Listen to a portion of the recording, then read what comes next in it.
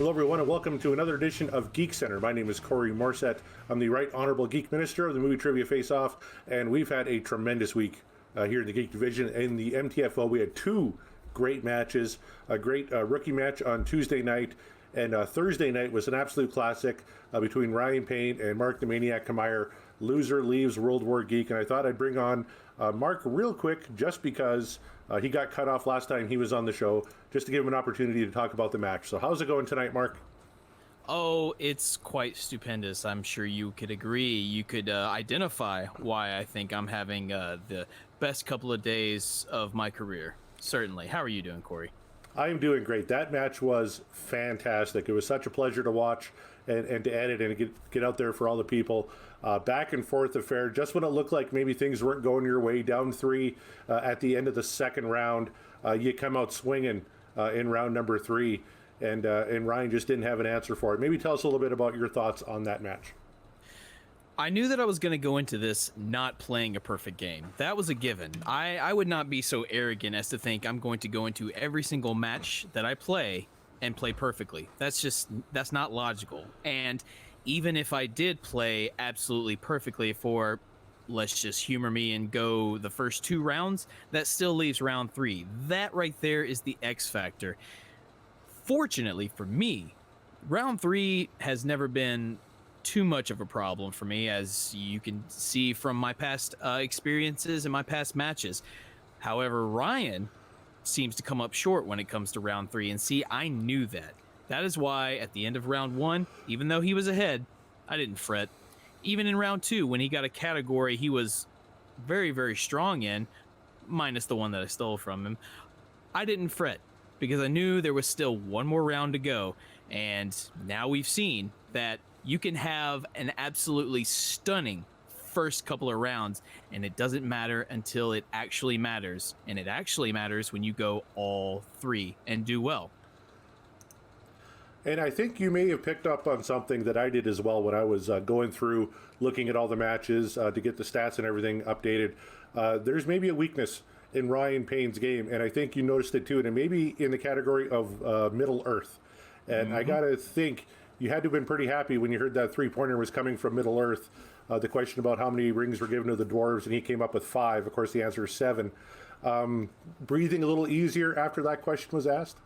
Well, actually, that one, I believe, was his 2-pointer, which, again, I would agree that is a 2-point question. However, his 3-point question that he did get, I would consider that more of a 2-pointer myself. However, yeah, as soon as a Middle Earth question was asked to him, I knew in my head he doesn't have it. Even the one that I personally consider quite simple as the one he got, I knew he didn't have it. I knew that was going to be the X factor. That's why I was very close to insisting that category be on the wheel.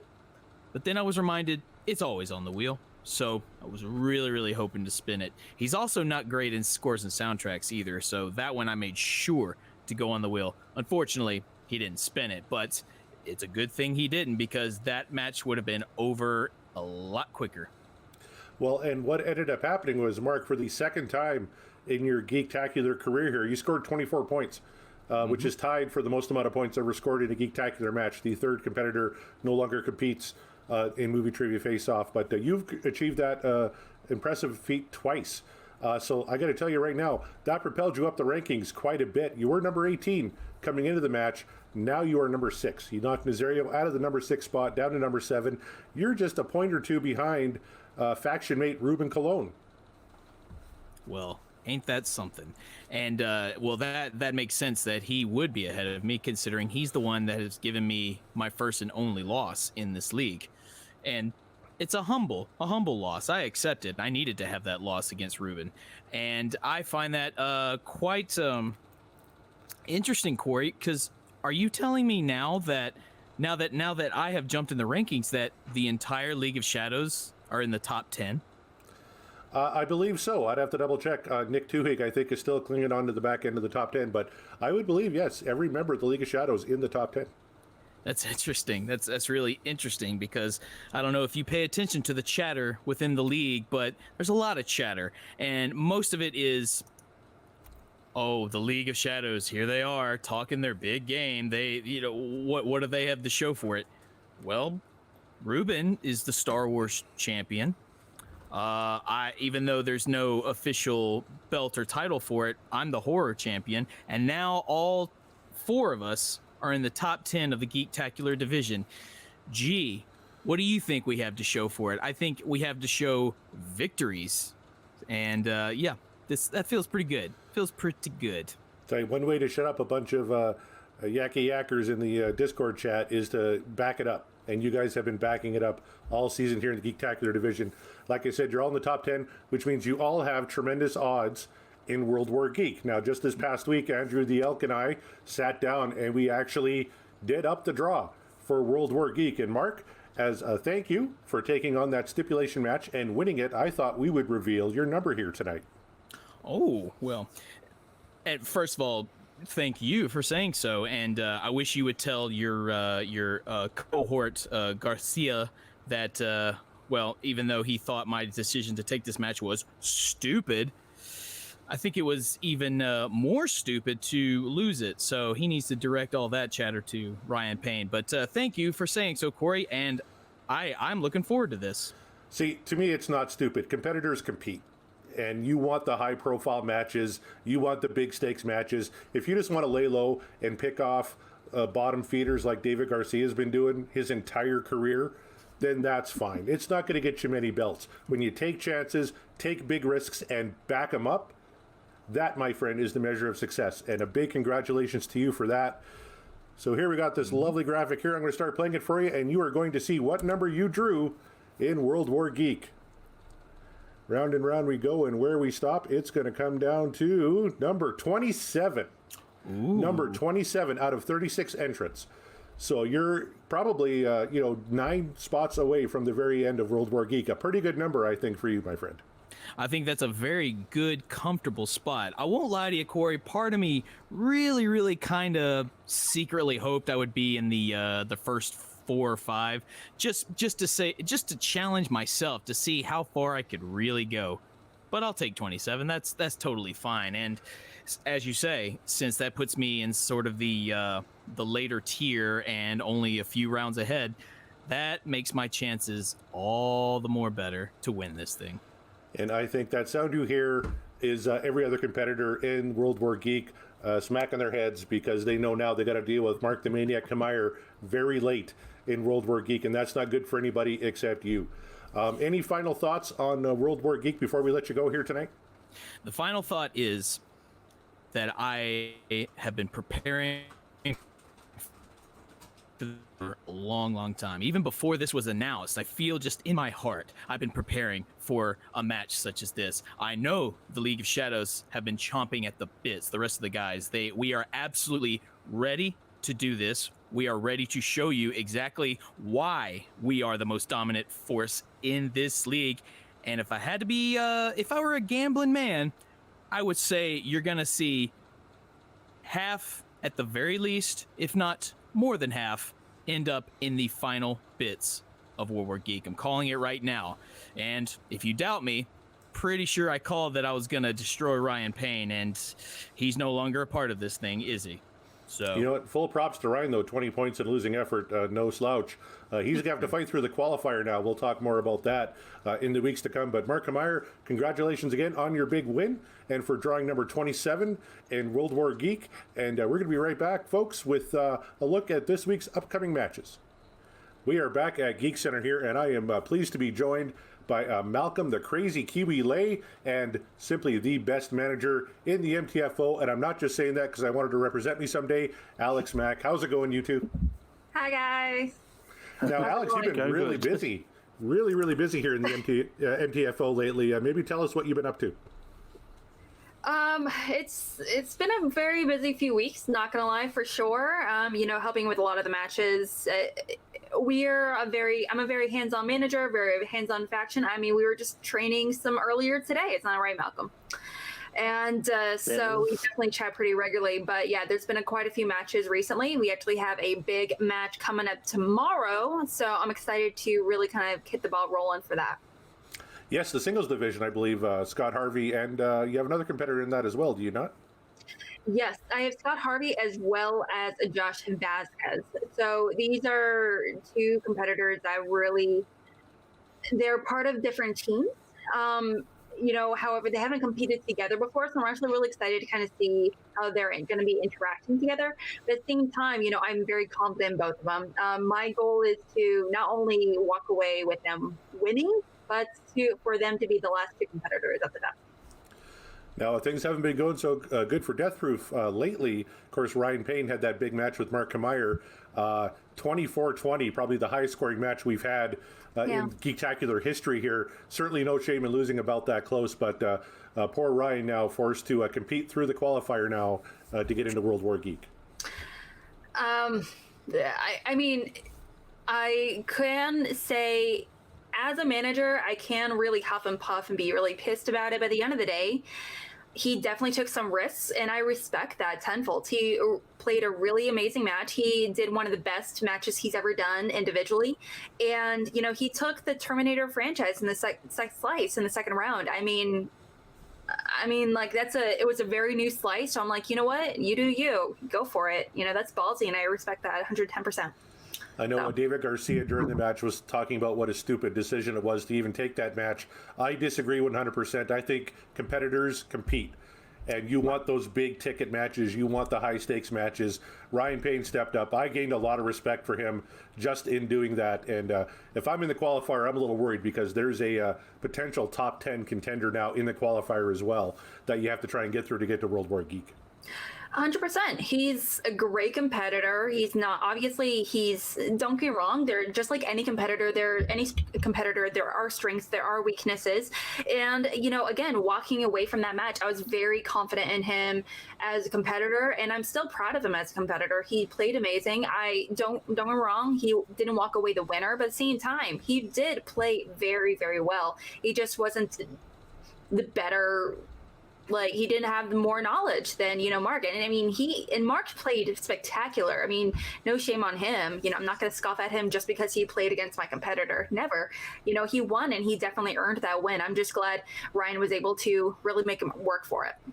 Now, speaking of competitors, you've got a new one here in Malcolm Lay. Maybe let's talk about how that whole partnership here started up. Malcolm, you want to start that? Yeah, I mean, this is one that I've seen sort of what Alex had done with some of the other competitors. So I just sort of flicked a message to sort of talk to him. I've talked to Alex a few times before this, but I've seen sort of how she's helped like Ryan and some of the other people. I feel like I need a manager just to help me sort of keep my mind in track and all that. So I've sent her a message, and that's kind of how it started.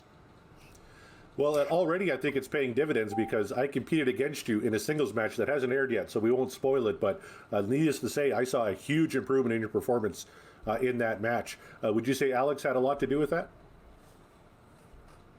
Definitely. And don't just say that because she's right here. Yeah. Well, it's I think one of the big things I kind of helped contribute as a manager, because at the end of the day, I'm not going to tell Malcolm to watch more movies. I might help him in ways of strategy and just helping staying focused and how we can, kind of work together and kind of work out strengths, weaknesses, and really analyze competitors as well. I'm a reactor. I'm with call to action and everything. And it's like, essentially, sometimes it kind of feels like our job to really understand the stats between the numbers and strengths and weaknesses of different competitors and everything to really kind of develop our theories. And I really like to apply a lot of that mindset towards, management. Well, that's fantastic. Malcolm, maybe talk real quick about how you've been preparing for World War Geek. Obviously, it's a free-for-all format. You're not sure what your number is yet. We'll let you know at the end of the show. So how are you approaching training, you and Alex, getting ready for World War Geek? Malcolm? I'm just sort of... I'm not going to go too much, but I've just sort of been approaching it just by just watching like some of the IG moves I haven't seen in ages and just be familiarizing with some of them that I feel like may come up.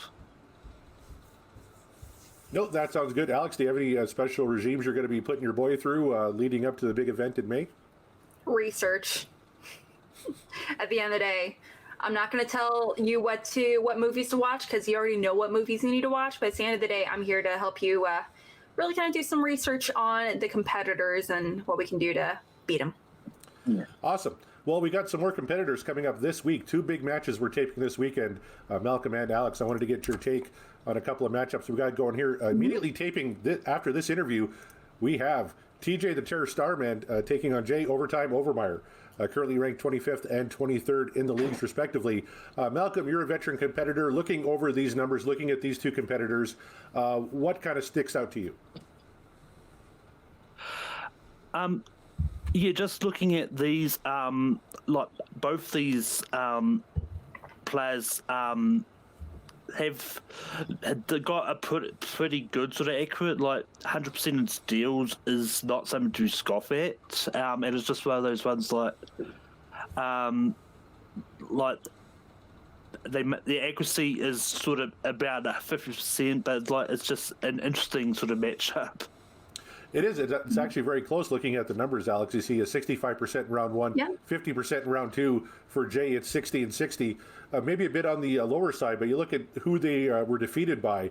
Dave Lees was just a top 10 contender. And, of course, Thomas Scully is the number 1 contender in the league. So is this a case maybe where the numbers aren't telling the whole story? I definitely do think that's the case. Like, I am looking at the round 1s and 2s and steals and all that good stuff. And, those are definitely not numbers to scoff at. Clearly these are knowledgeable guys, but I am really kind of focusing on who they went up against. And, if they were KO'd and TKO'd by Thomas Scully and Dave Lees, those are top tier competitors. So if you are going to lose to a competitor within Inner Geekdom, I mean, they're really solid competitors to go up against, to lose to, for sure. No, you're absolutely right. Let's take a look at the second match now that we're going to be taping this weekend. We've got Albert the Arsenal Wiradharma taking on Antonio the Assassin Chavez. Both are 1-0, ranked 12th and 10th, respectively, only the 1 match each. You're going to see those numbers bump up a little bit. That's why they're a little bit higher ranked than the other 2 competitors we had in the first match. But still, a very close matchup, I would think. Malcolm, what do you say? Oh yeah, this is definitely really close. Because I mean, numbers don't lie. It's one of those ones like I've known Albert around these, so I've seen him compete a few times. He is really good. And Antonio is one of those ones I never didn't think he was that into geek, but he's good. He's really good, like 80-90% around 1 and 2. But yeah. Alex, do you know anything about these 2 competitors here? To be honest, I haven't anything all too much about Antonio. However, I do know about Albert. Obviously not only with being really a really great reactor within the whole Schmodown after show field, but at the same time, I know he's a really great competitor in other leagues and other groups overall. And so honestly, kind of after 1 match, I don't like saying like one is obviously going to win over the other. I don't like making that kind of assessment until at least 2 or 3 matches. But at this time, honestly, my heart's kind of telling me to go with Albert for some reason, though. Maybe it's just, sentimental reasons, but I feel like he's definitely he might have the leg up in some of his strengths for sure versus Antonio. There you have it, folks. Put all your money on Albert to take this one. That'll be airing next Thursday night. And now we come to the show that I'm sure Malcolm is really looking forward to. We are going to announce your number that you drew in World War Geek. So let's just bring that up here right now. There go the numbers. Malcolm, the crazy Kiwi Lay, is going to be coming in at number... Oh, the suspense. Number 9. Wow. Malcolm draws number 9. So a little tougher road for you, my friend. In the bottom half here of the standings, you got to get all the way up to 36. There's 36 competitors in here. What are your thoughts now seeing your number? I mean, 9 is like, it's a low number, but I mean, I'm confident that I'm going to stay in there for a bit. I'm probably going to take the standing approach like that Bibiani would do, but then that helped him, so I'm going to take it all out. That's a good attitude. Alex, do you want to yell at me or swear or something because Malcolm drew such a bad number? I have every confidence in Malcolm. I mean, I have no worries whatsoever. That's the way it is. You know, it could have been so much worse. So if anyone can pull a Bibiani, Malcolm, I'm betting it's you. So good luck in World War Geek. Alex, before we let you go, maybe you got anything to promote? You got a lot of stuff going on. Let's kind of go through the laundry list here of all the shows you're on. It kind of feels like a laundry list for sure. On Tuesday nights, I actually co-host a show called Cinema Bias with Video Drew, aka Drew Grant. She's all in that bag of chips. She's so wonderful. We're gonna be where we dive into pretty much like a movie only one of us has seen, but the other hasn't. Last time we've talked about Josie and the Pussycats. We talked about some video drone. I didn't even know it was an actual movie until she told me. And so here coming on Tuesday, I'm going to be watching David Cronenberg's Blue Velvet. So I don't know anything about it. I honest to God, I never heard of it. I don't know anything about it. Blue Velvet sounds like some kind of weird feeling fabric, so why would that be the name of a movie? I don't know. But on Wednesdays, I also host a little show called Schmobates, a Schmodown themed debate show where we argue and debate to the death on Schmodown's biggest questions. And last week, I actually had, the Dungeons, Kevin Smets up against what's his face? Kaiser, the manager of the dungeon. Sorry, brain fart there. But coming up this week on Wednesday, I'm actually going to be having the action guys themselves. Oh, whoopsie daisy. I'm going to be having the action guys themselves, Ben Bateman, as well as Andrew Guy. So that's going to be so much fun. But you can also reach me on Twitter. I now have a Twitter page, I guess, at real_AlexMac. Perfect. I can't wait for that Schmobates with the action guys. That's going to be fantastic. Malcolm, you got some big news this week as well, my friend. Maybe tell us about Full Metal Classic. Yeah, I'm taking over hosting Full Metal Classic over on Full Metal Trivia now. And I've got a long list of people that want to be in it, but only 5 can be in it. So it's going to be a big lot of people there. But I'm taking over. It's going to be on Sunday nights at 6 p.m. Eastern. So yeah, but a lot of that I've also got a laundry list of stuff as well. But I'm not going to go over it all now. Well, I tell you what, Malcolm, I'm one of those names looking to get picked on Sunday on your very first Full Metal Classic. So just remember, I can put a 2 in front of that 9 pretty easily. No. Just kidding. Alex Mack, of course, always a pleasure to have you on. Malcolm Lay, a pleasure as well, sir. Thank you very much for joining us this week, and thank you very much for watching. We'll see you next week on Geek Center.